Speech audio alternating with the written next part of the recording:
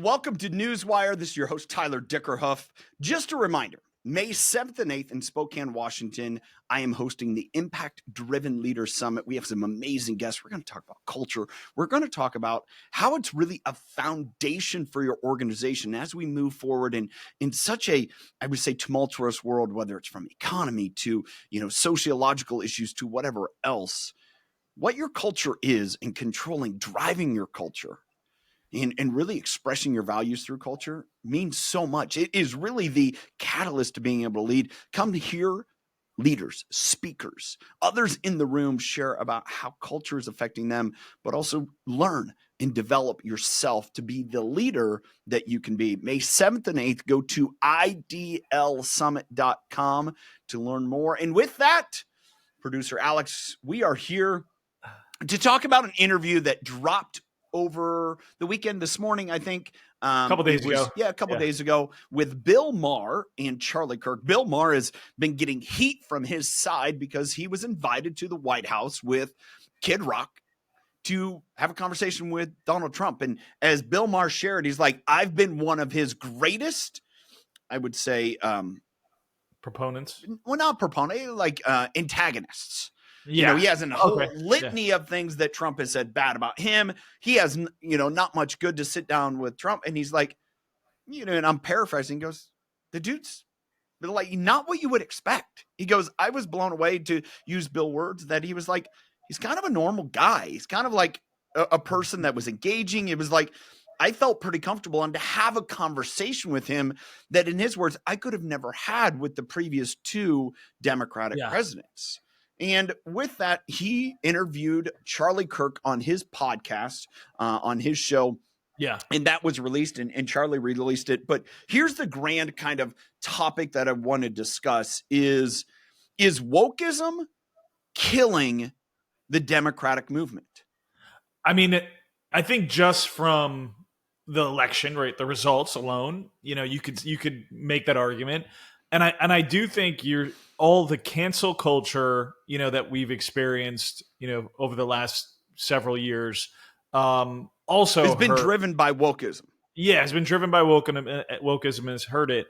And, then you have somebody like Bill Maher, who's a Democrat, registered Democrat, who just goes out saying, hey, I just want to have real conversations with real people and understand who they are. And it's just giving his take, and his party's not liking it. No. Well, I mean, even the Democrat Party, is something I shared with you yesterday, was released that their overall approval rating from their own party is at like 27% of their own party. And you have other people like Alan Dershowitz, the famous lawyer, right, who switched parties for you just had a conversation with him. Yeah, on another podcast. Reasons. Yeah, and similar.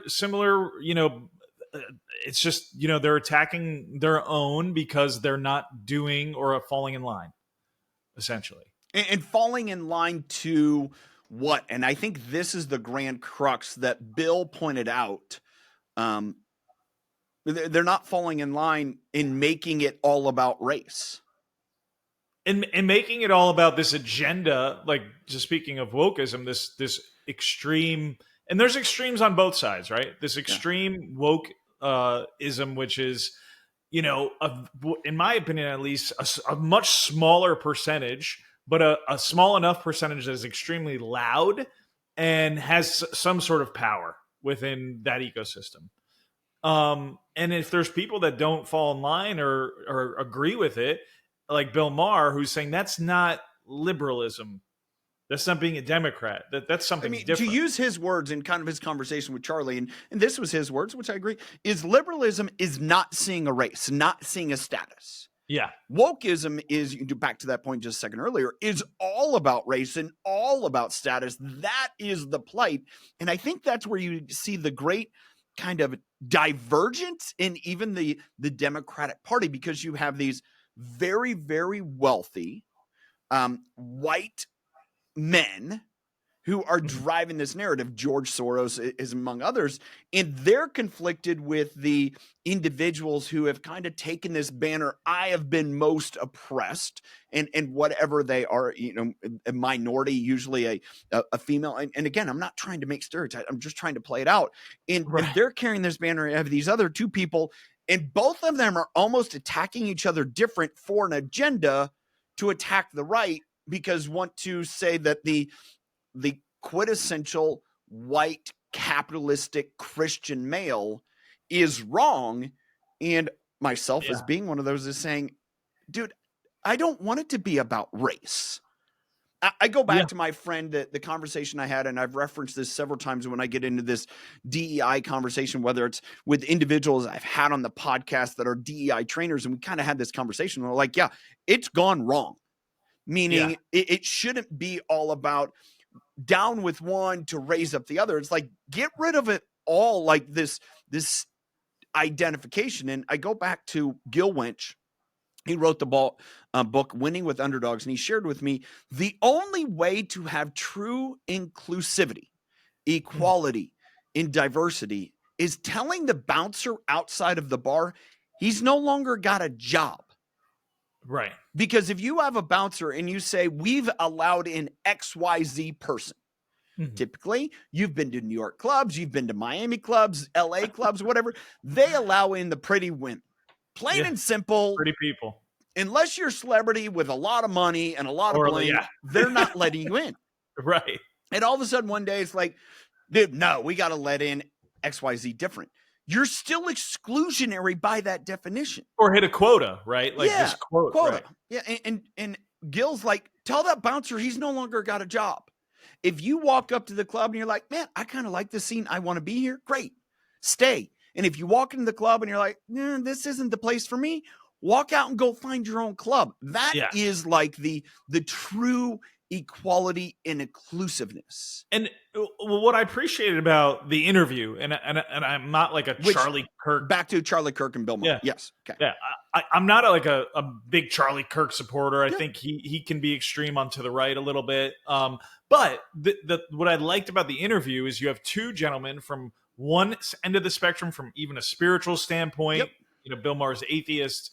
Charlie Kirk is very Christian, and Republican, Democrat. They can still sit in a room, hang out, have a good conversation, like each other at the end of it. Whether they're friends or not afterwards, I don't know. But it was pretty chill and tame and respectable. And and I think that's admirable. Right. It should be able to be that way. Yeah. Like they don't need to hate each other at the end of it or call each other names. It can just be like, cool, man. Like that's great. And that's and I think one of the things listening to the interview that I saw Bill Maher do that I think is such a confounder is when Charlie pointed out facts, documented truths and facts that have been long established in history. And Bill's like, yeah, you know your stuff. And instead of like, no, we have to rewrite that. I mean, one of the conversations over the weekend, we got into several, and what's interesting is we live in a community that was, we're surrounded by reservations, indigenous tribes. Yeah. And we have two of our 4 professional teams in town. One of them is the Chiefs. One of them is the Indians. Mm-hmm. And you're sitting here thinking, whoa, those names got pretty much, you got to boot them, right? Kansas City Chiefs stayed, but the Cleveland Indians, my home baseball team, got thrown out. They're now the Guardians.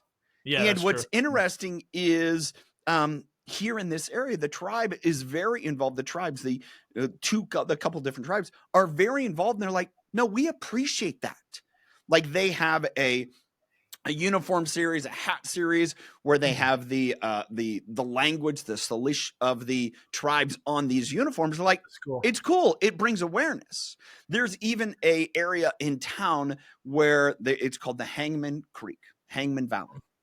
And there was an atrocity where I don't know how many individuals were hung, but that happened to the indigenous tribe. And someone shared this with me, and they said one of the leaders of the tribe is like, hey, do you want us to rename it? And he was like, no. We don't rename that because we need that name so people realize what happened there so it doesn't happen again. Yeah. And then Yeah. this verge of wokeism, all of this is you have to whitewash all of that to make it disappear so people feel accepted. And you have this entire group that it's about saying, no, we want people to recognize what we went through as a culture so it doesn't happen again. And that brings me to kind of go ahead. I was gonna, and just to your earlier point, real quick, was when Charlie was either correcting Bill, vice versa. When Bill corrected Charlie on, it was maybe later in the interview, something that was a Roman document, but it was actually Greek. They were just like, you're right. Yeah, like it was just like this mutual shared respect, and that's what I appreciated at it. It's not a one-upmanship. Yeah, it's not to like I got you, you got me, I'm right, you're wrong. It's like, we're a complex, human race that's been around for tens of thousands of years on this planet that, we're just, I think, trying to, and with different thoughts and opinions and experiences. And like you had that interview maybe a couple of weeks ago, you shared your experience of growing up on a farm during that time period. And the other gentleman, growing up as a homosexual in Florida. And it's like, until you share your experices and find the commonality, you're like, okay, maybe we're not so different. I think that's the problem is and quite honestly, I think that individual, as you mentioned, kind of had this idea that I didn't go through anything right that he experienced. Pain, suffering. And, when I shared that I grew up on a farm and he's like, oh, tell me more. And I'm like, that's what's unnerving in this world today. And you've heard this from individuals.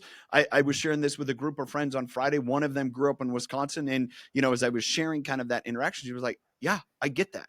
Meaning growing up on a farm for much of my life was very looked down upon.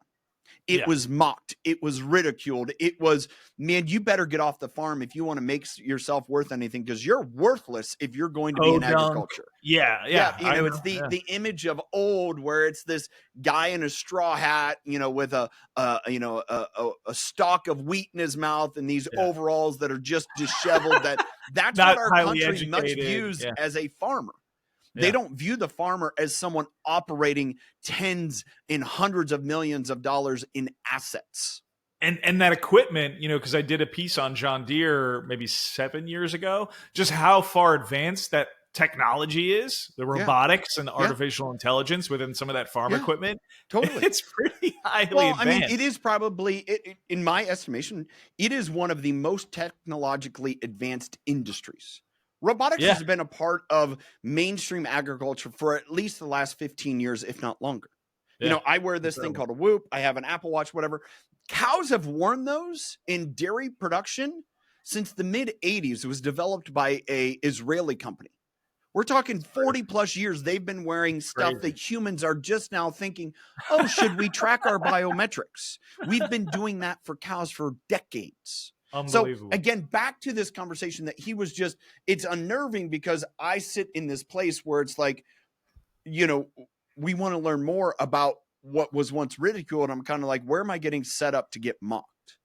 And he was like, oh, I can relate to that. That's what I went through. And I said, yeah, that's the problem, is that we aren't in this place in this world where we can accept that one is the other. And so one of the things that I did with my family over the weekend was we went and saw the Hamilton show. I've seen it. Yeah, the play. And I was like, great. I've heard it has tremendous historical account. I just read a book earlier this year where I learned a lot more about Alexander Hamilton. I'm like, all right, I'm kind of interested to see this. And I'm watching the presentation, and it was like, okay, just the dancers, the performers, and then all of a sudden, the individual portraying George Washington comes out, and it's a black man. It's like, okay, whatever. And then all of a sudden, I start going through it, and I like look around. It's like all the characters are of a minority race. That's interesting, except for one, and that was the King of England. Right. Yeah. And it was very, very, very intentionally portrayed. If you go back to the original cast and this cast that's on the road, and that person in every instance has been a white male. And they essentially, if you've watched the movie, they mock him for being so, how would I say, I don't want to say totally racist, but it's very much like, good luck with that. You want to leave our country, you're gonna, you just can't do it. And it's this undercurrent of this racial tension that I did not expect, much less anticipate at all. And I was like, whoa.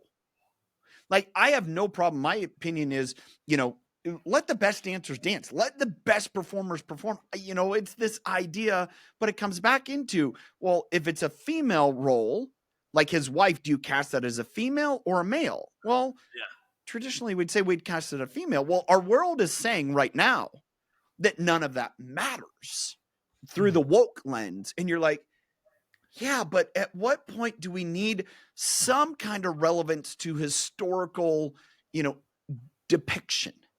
Yeah, I agree. I mean, I know, and my wife, who's a registered Democrat, just say voter. She's more liberal. Yeah, no, she is, and I'm more middle of the road. Yeah, I would it's say, not a bad thing.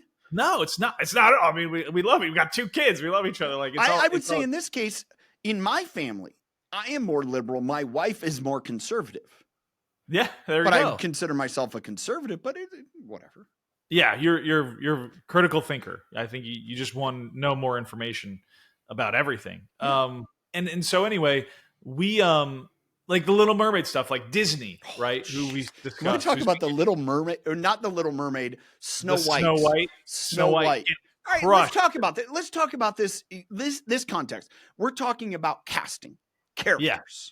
So there's a part of, I brought up a little bit. It was shocking to me, and I'm like, and I'm trying to explain it to my daughter at the intermission, and she just couldn't comprehend it. My daughter's a dancer, and I tried to side with her. It's like, if you wanted to go, say you wanted to professionally dance, and you were in that place, and you wanted to try out for the cast of this show, and they said, no, you're white. No shot. But I'm an exceptional dancer. But that's what they did. I mean, when you look back at the history, the author, the writer, the playwright specifically wanted to cast these individuals in order to, really spotlight this almost atrocity. And it's like, are we making this up? Are we making it worse?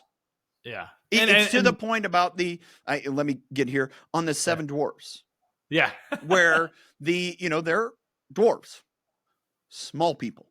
Yeah. Right. And you would think, hey, what is it?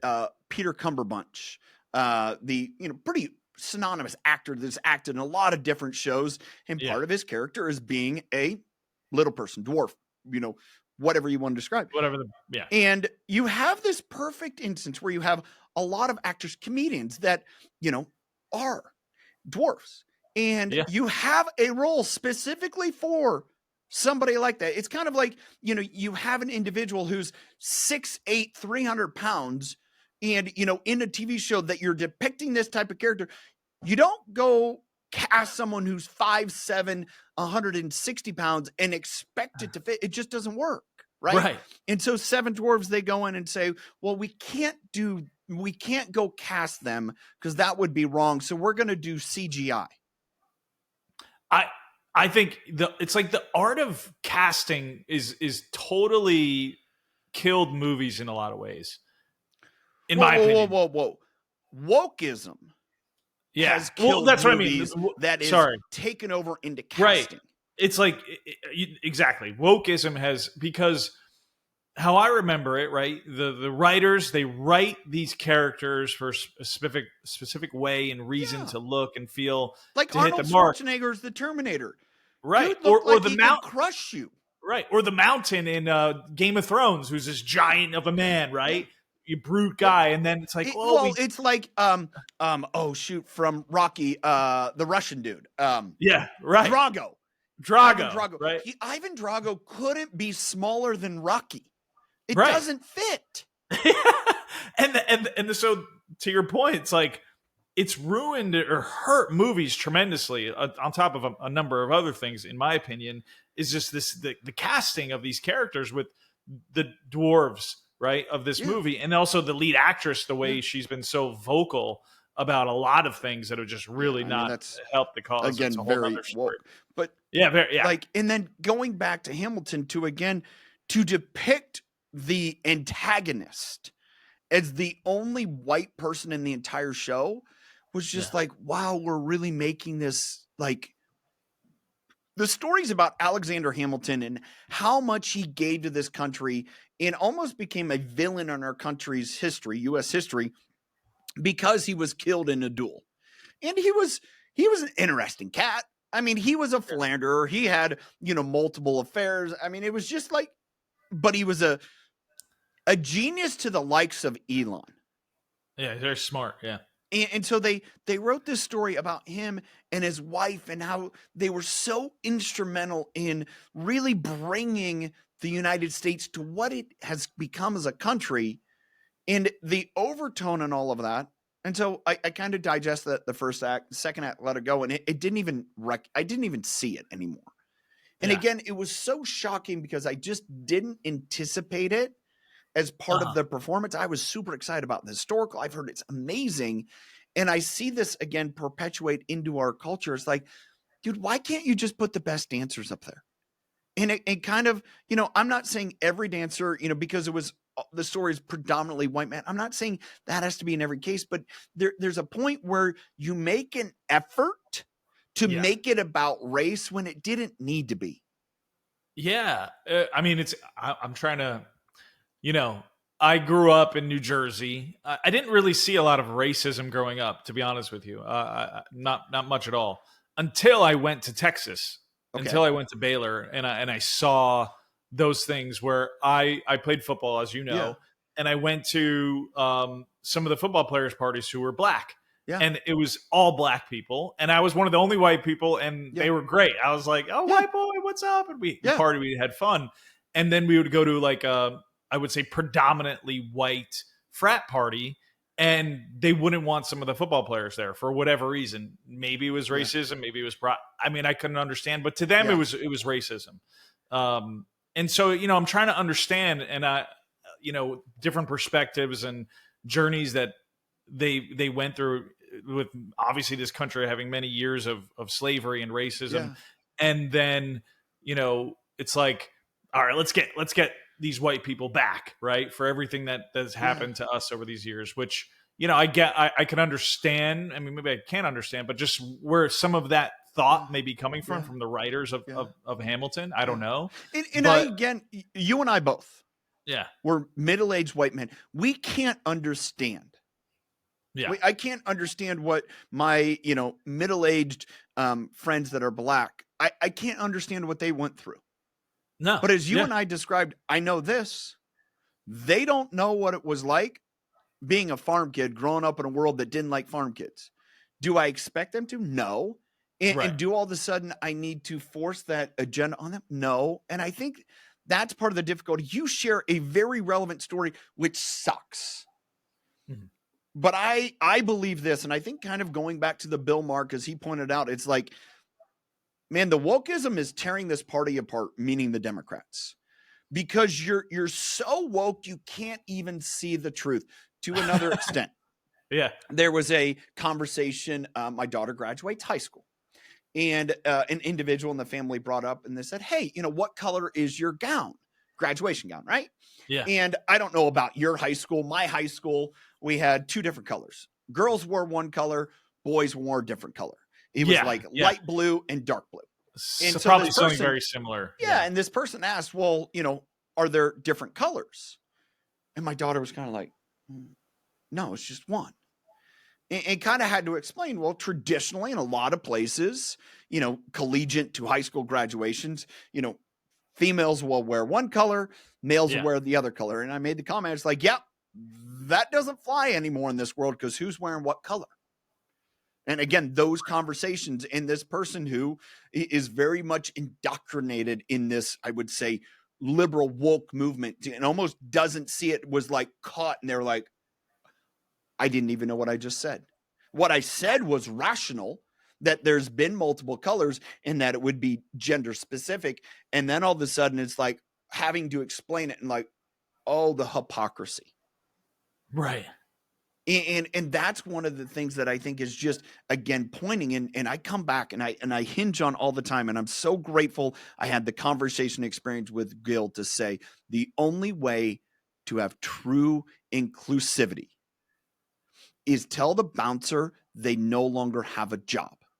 To where, I remember, sharing me about being 1% African, right?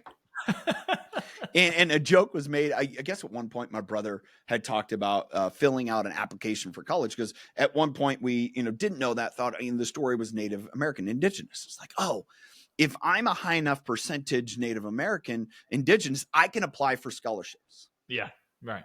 So we have people in this world that, in order to get privilege, are changing their nationality, their racial makeup, adopting something else for privilege. Yeah. That's not choosing to say, I'm a white Caucasian. Yeah. It is choosing, in that case, that I was indigenous. If that doesn't speak to really the real thing that's going on, I don't know what is. And I have counterparts and people that I know in organizational business and leadership that are facing this. Like, I won't get promoted because they're not hiring white men. I remember at the height of wokeism, two of my best friends in Los Angeles are black. Aren't we still there? What? Height of wokeism. Has it changed? Has it softened? I think it's shifting. I think it's softening. I think there's a softening a little bit. Yeah. Okay. I do. People are having this conversation. I think so. I think because people are having this publicly, right? Publicly having it. Because I was about to say, two of my best friends in LA who are black, one I played football with, moved there, and we would hang out a bunch, and another buddy of mine. And we had kind of this discussion about like wokeism. Yeah. And it was like, we could talk about it amongst us because we're boys, and we would talk about, but publicly, you got to be careful a little bit, because especially in LA, because you didn't want to go against the grind and like, be like, oh, are you not with it, man? Yeah. Yeah. Even though you may be African American or white or this or that. Yeah. But if you're not with it, and it was kind of that feeling of, let's talk about it like us together in a private room, having drinks or whatever. But if I acknowledge it's real, then all of a sudden I get caught up in it. Yeah. Like, and the story of like, he's a black guy who's too white. That, or it's like, working for the networks, CBS, NBC, and, you're saying stuff like that. It's like, oh, we don't need you anymore to do that job. We got somewhere else. Yeah. Or he worked at a really big firm. Somebody who doesn't stick their head up and like speak against it. Yeah, and that time, and that's what a lot of some of the, speaking up against wokeness are like, hey, this doesn't seem right, or fair, it's just kind of like, let it just go. And I think that's what kind of happened too, is just like, it just kind of, no one's saying anything. Let's keep it going. How far can we push this? Well, let's talk about something probably near and dear to you. You played safety in college. You're right. This last year, a year ago in the NFL draft, Cooper DeJean was drafted from Iowa. Cooper DeJean. The defensive back for the Philadelphia Eagles. Okay. The first white cornerback to start an NFL game since Jason Sehorn in, I think, 2001. Yeah. First white cornerback. Yeah. Like, it was a big deal because it hadn't happened.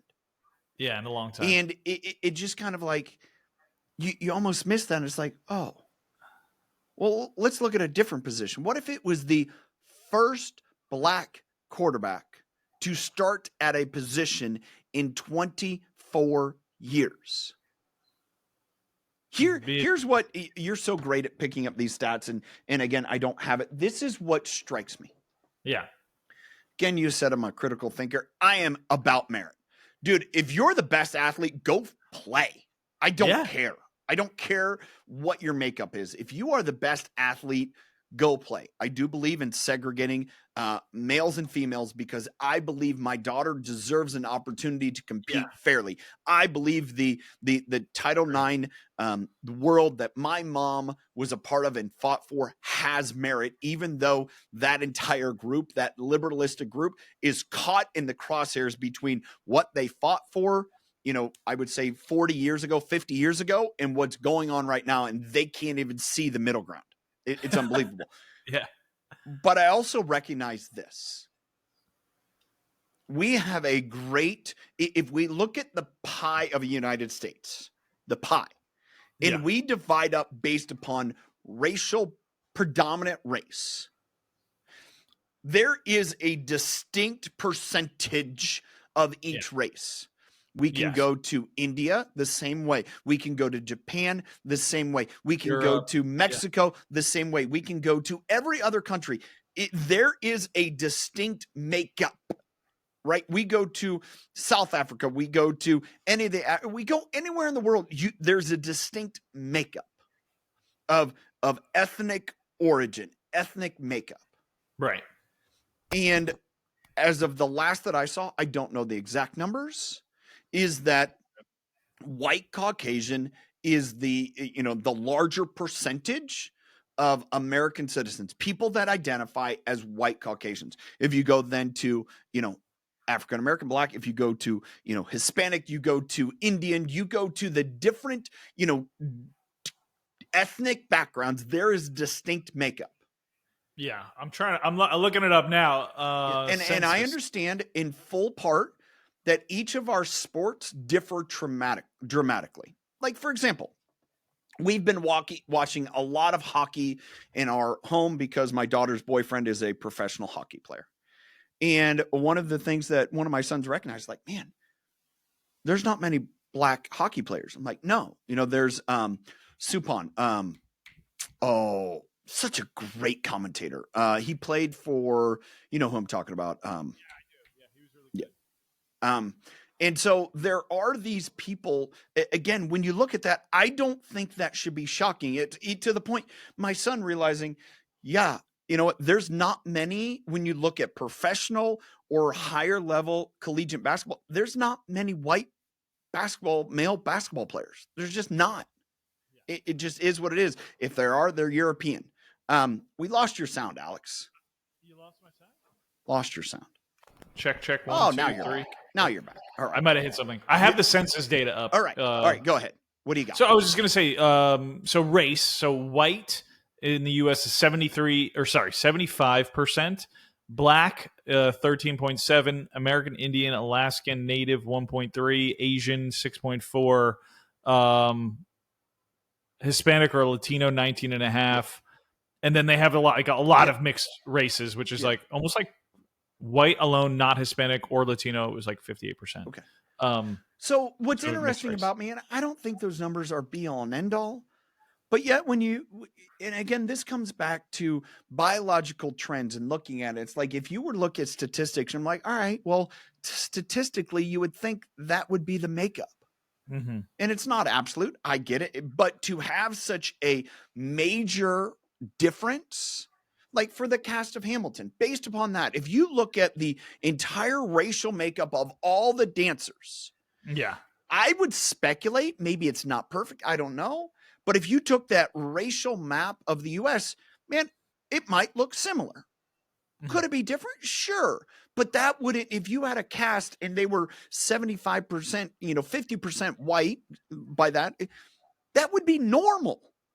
That would be a normal distribution. If you looked at NFL players and said that 50% of NFL players are white, okay, that would seem reasonable based upon the U.S. population.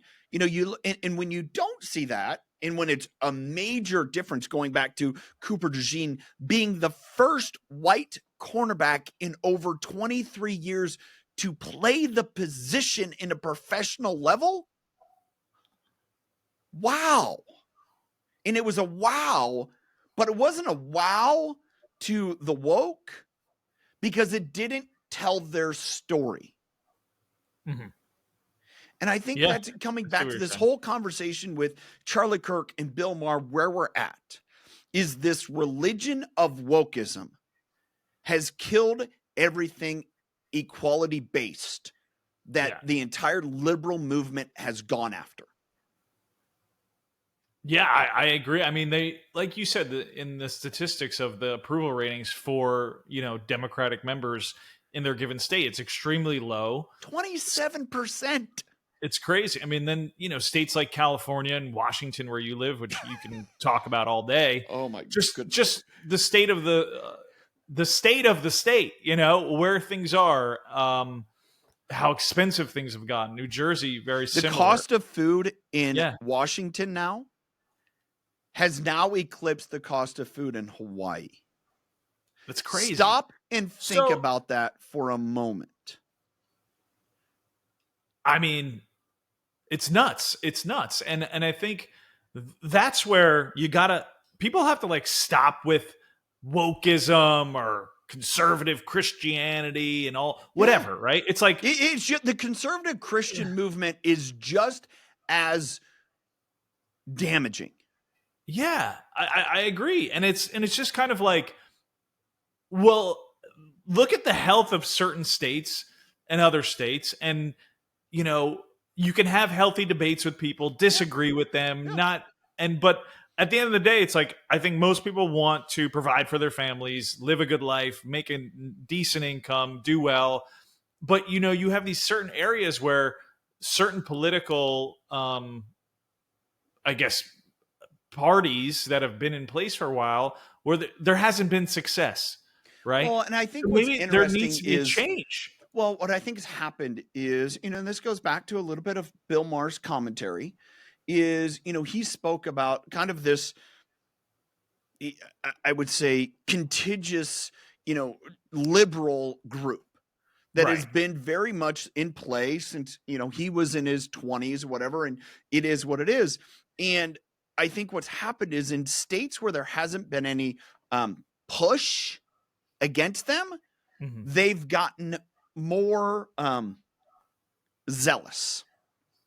It's kind of going back to, if you're, anyone that has studied, early Jewish history, and, kind of, it was yesterday was Easter, and so, we talk about this, the Jewish history and what happened to the individual Jesus.